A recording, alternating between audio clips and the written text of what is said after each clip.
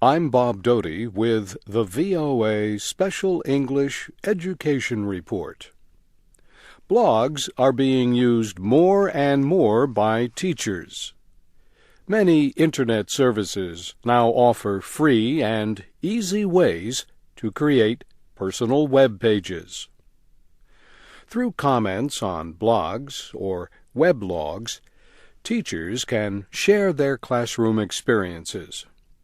They can exchange ideas, or they can just sympathize with each other.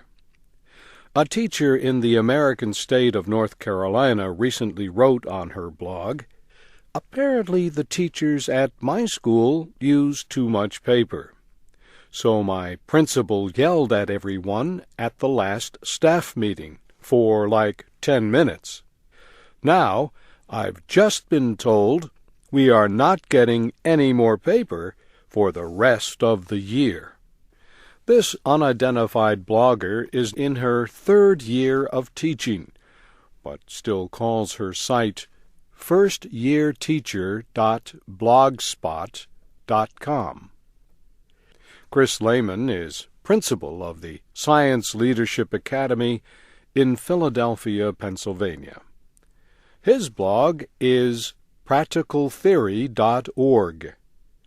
On a recent day, Mr. Lehman wrote about a project he had just learned about. The aim is to put a human face on the scientists who furthered the knowledge of chemistry. Mr. Lehman noted that there is a lot of talk now about teaching as storytelling.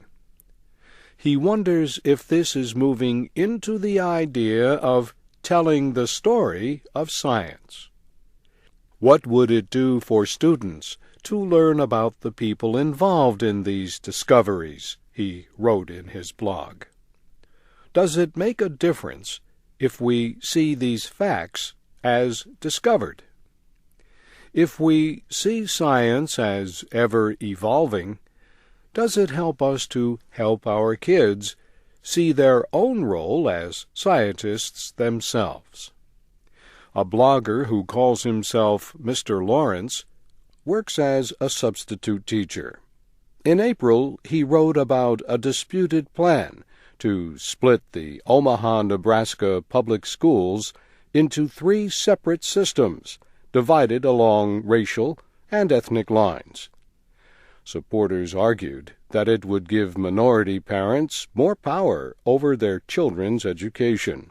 But Mr. Lawrence wrote at teachersparadise.blogspot.com, "I'm afraid that what this says to a lot of people is that blacks, whites, and Hispanics are not equal, and reinforces racist beliefs among people."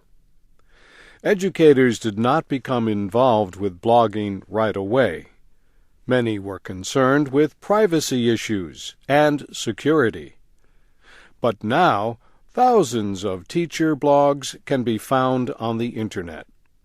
Many teachers do not identify themselves, and they change the names of students and co-workers. This VOA Special English Education Report was written by Brianna Blake. I'm Bob Doty.